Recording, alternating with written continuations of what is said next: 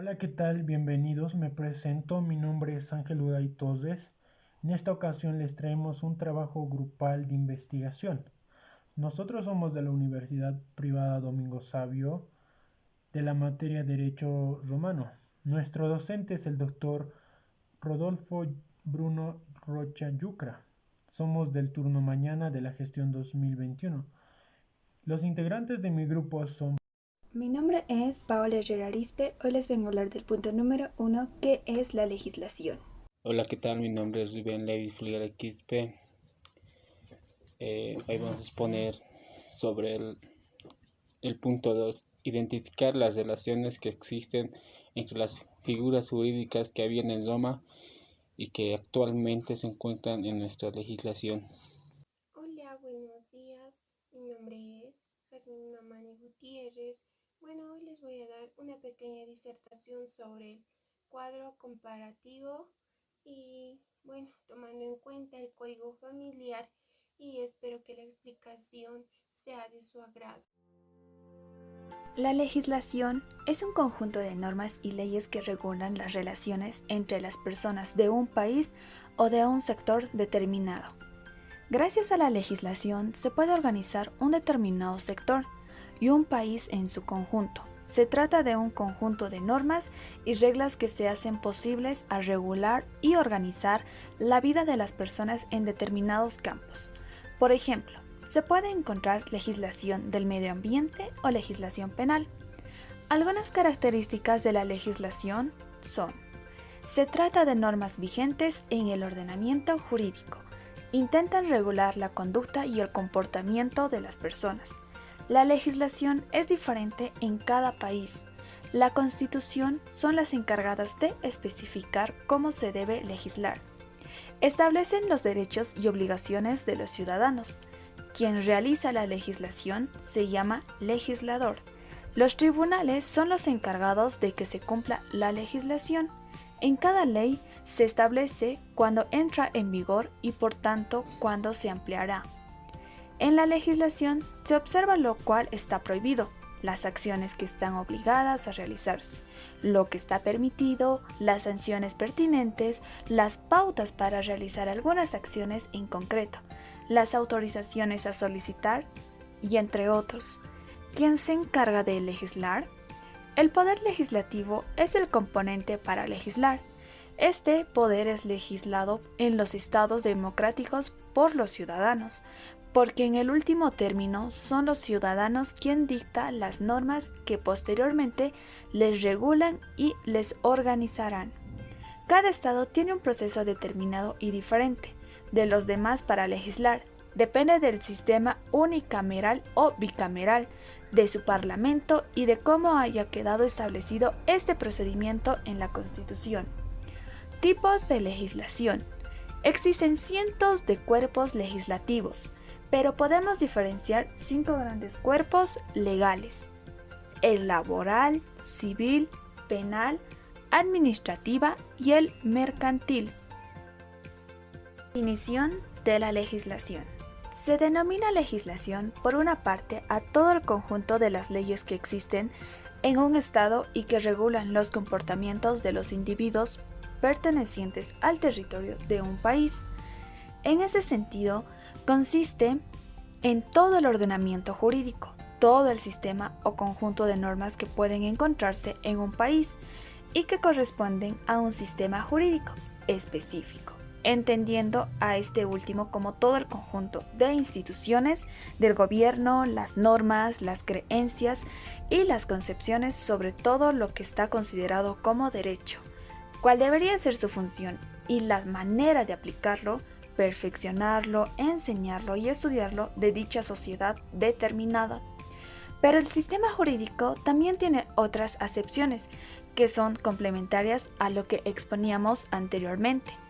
Por la legislación de un sistema jurídico es el conjunto de las normas objetivas, es decir, que se encuentran vigentes en un lugar y tiempo determinado y que es al mismo tiempo Estado ha creado y ha establecido con el objetivo de regular la conducta y el comportamiento humano.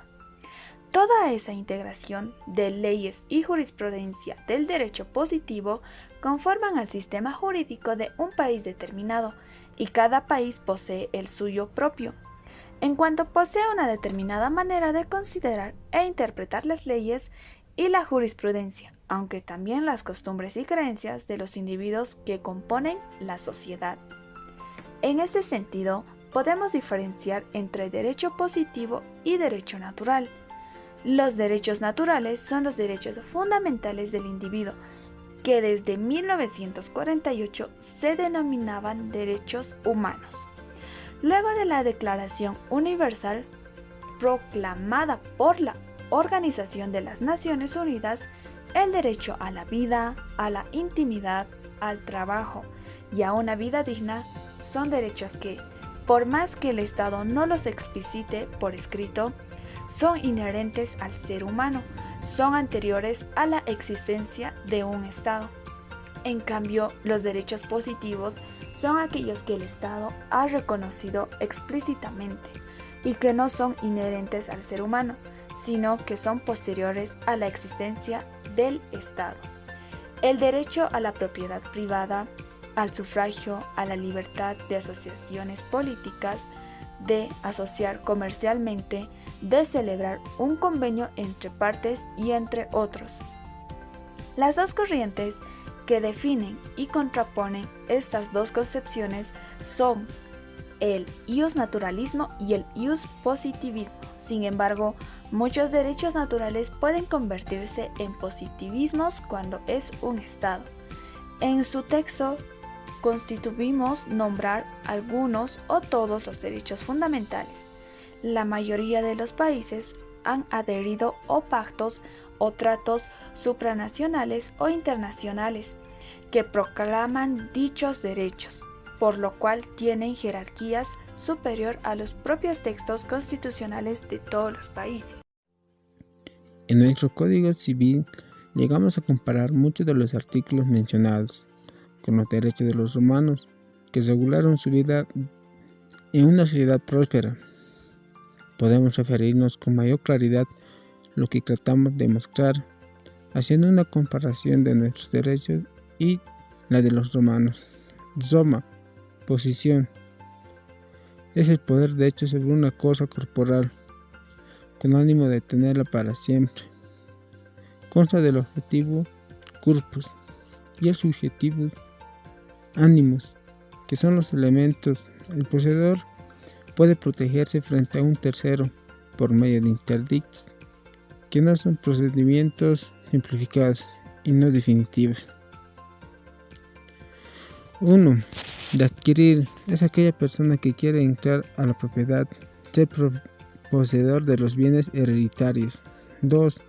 De retener. Se discute quién es el poseedor para que se restituya la propiedad. Debe ser entablado dentro del año. Uti possidetis, para los inmuebles. Ucrubi, para los bienes muebles. Se refería a la persona que hubiera estado más tiempo en el poder de la cosa durante el último año. Ese ganaba. 3. De recuperar, protege al despojado. Clases. 1. Pitiosa o injusta. Tiene origen violento, clandestino o precario. 2. Toma por la fuerza a escondidas. No es amparado por interdictos. 3. Bonae fidei. De buena fe, cuando es ejercida con la convicción de no lesionar derechos ajenos. 4. Justa. 5. Malae fidei, de mala fe. 6. Civilis, produce efectos sancionados por el derecho civil. Adquisición, corpus animus. 1.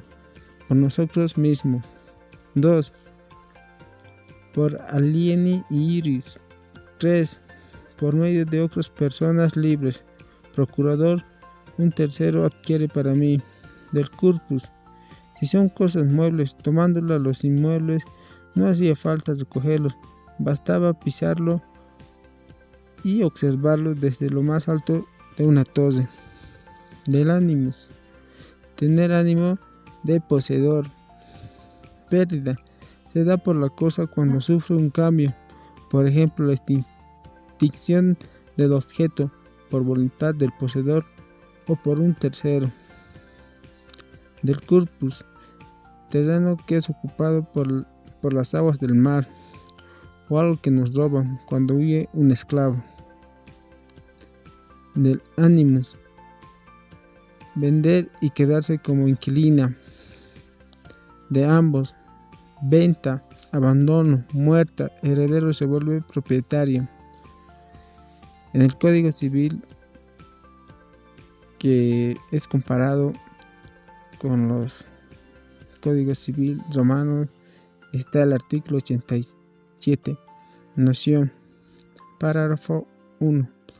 La posesión es el poder de hecho, ejercido sobre una cosa mediante actos que denotan la intención de tener sobre ella el derecho de propiedad u otro derecho real. Párrafo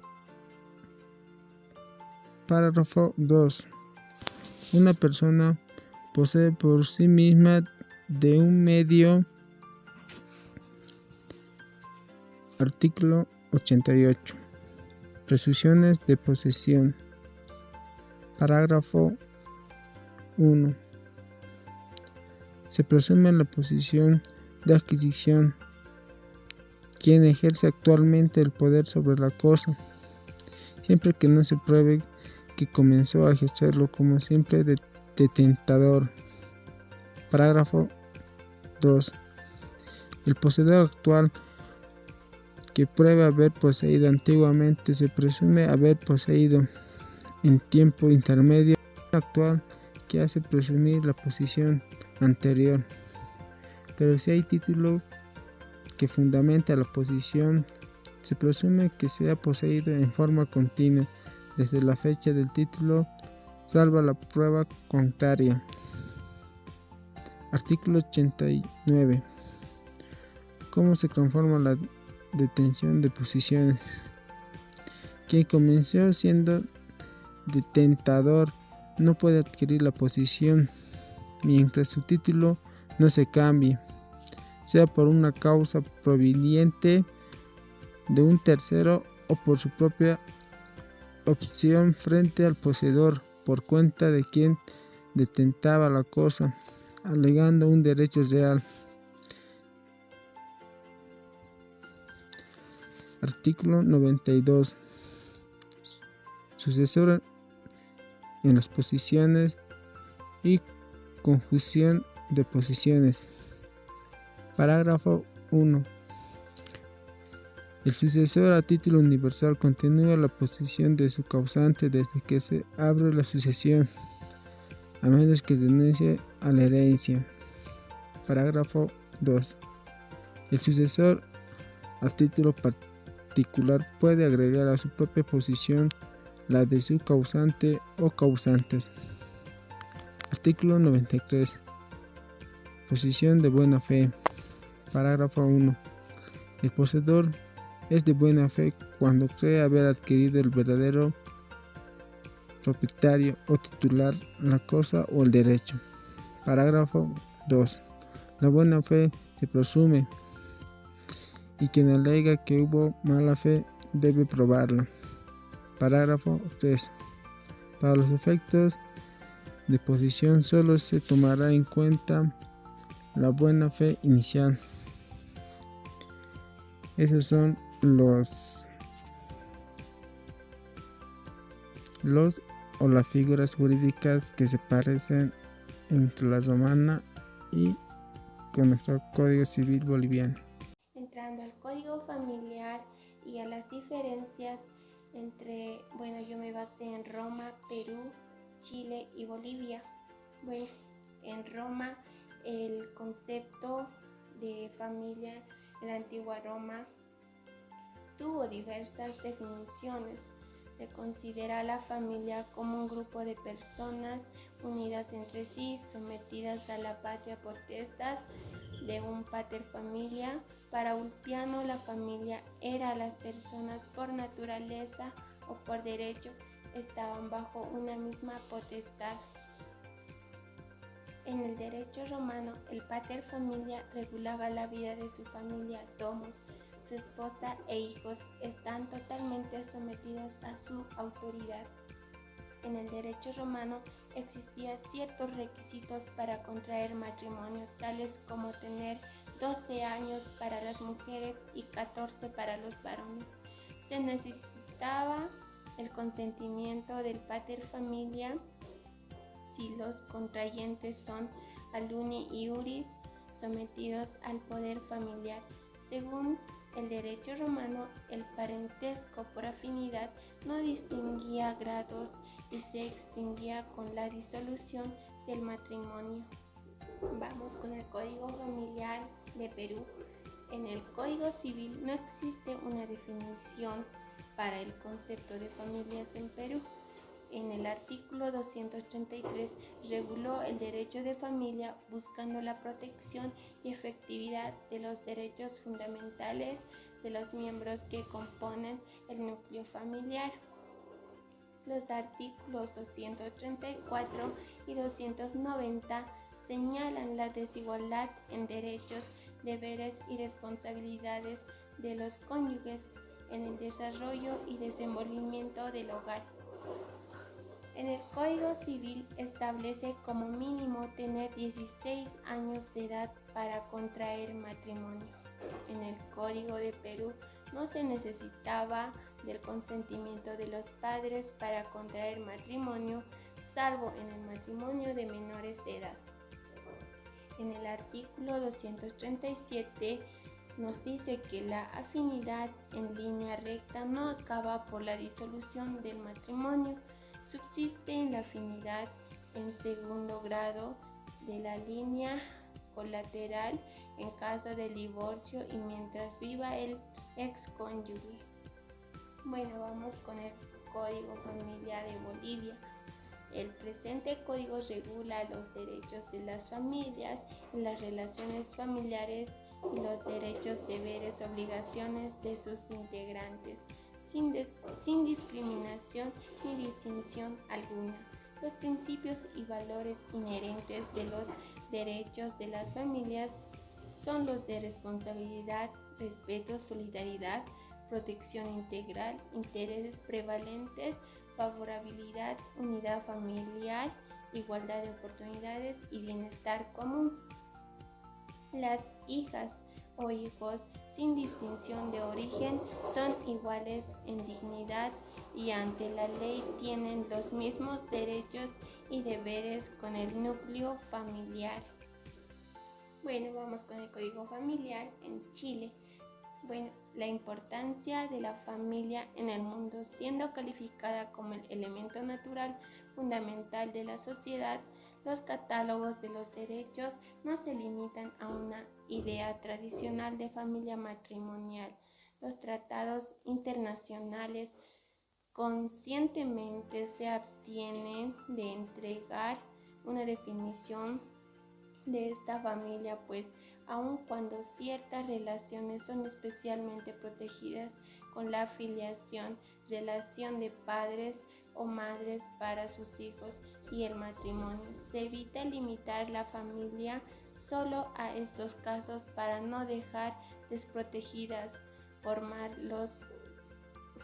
convivencias basadas en el parentesco, en el efecto, pues la realidad social es siempre cambiante y evolutiva.